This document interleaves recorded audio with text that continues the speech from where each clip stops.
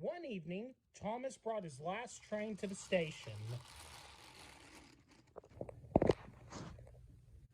Percy was glad to see him. "Are you on your way to the big station, Thomas?" "Yes, I am. Why?"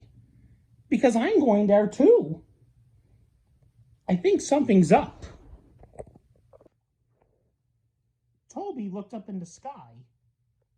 "Where?" "Not up here, down here," laughed Thomas. "How come something could be up when it's down?" Thomas was too excited to explain. "Bust my buffers! Look over there!" Mavis, Boko, Bill, Ben, Donald, Oliver, and Douglas all paraded past.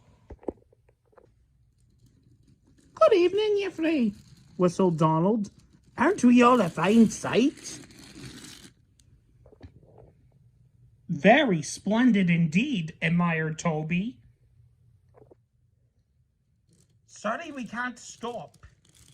Sir Topham Hatt wants us all together at the big station."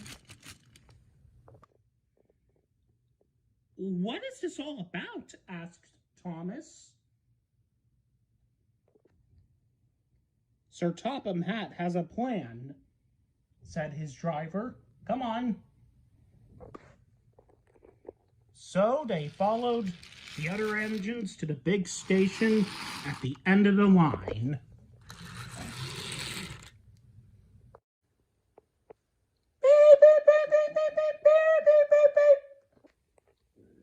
"Silence!" called Sir Topham Hatt.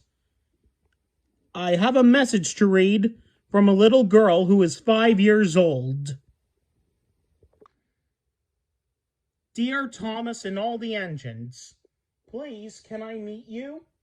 My friends say they would want to meet you too. Can you come to my house for tea? But my mummy says there aren't any railway tracks to my houses. Can you come to the station instead? Thank you very much." "It seems," continued Sir Topham Hatt, "many girls and boys who would like to meet you. Therefore, we are going to the big city far away." "Hooray! Hooray!" whistled the engines. "Silence!" called Sir Topham Hatt. "Other engines will be working here while you are away, so please show them what to do."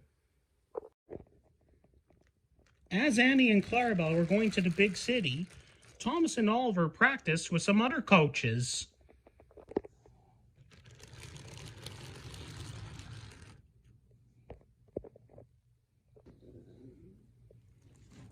Thomas grew more and more excited.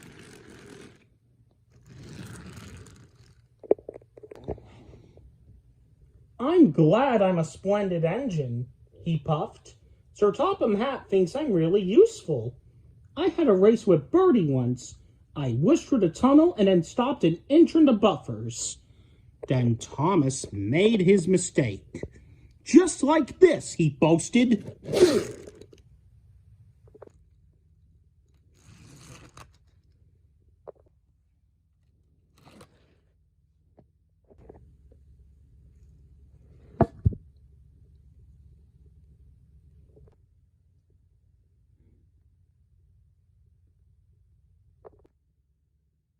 No one was hurt, but Thomas's front was badly bent.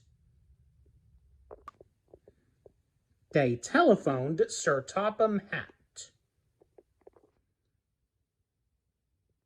"I'll call up the workmen," he said, "but if they can't mend Thomas in time, we'll have to go to the big city without him."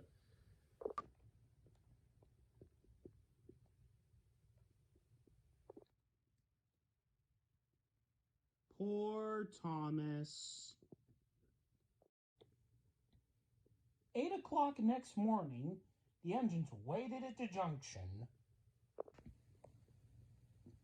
Toby and Percy were each on a truck, and Duck had pushed him into place behind Edward.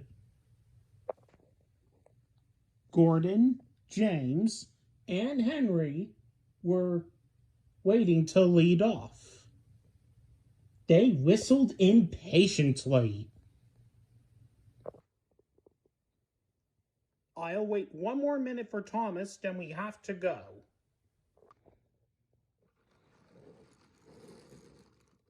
Oh, thank goodness you all are still here, panted Thomas. We hope we're not late. It's just after 8.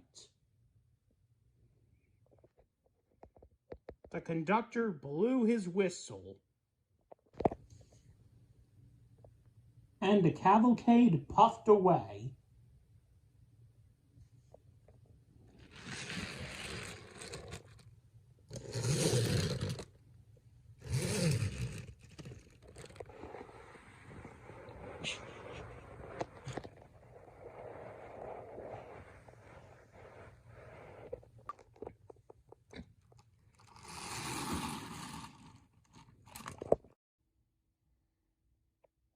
Later at the big city, all the engines were lined up in a splendid shed.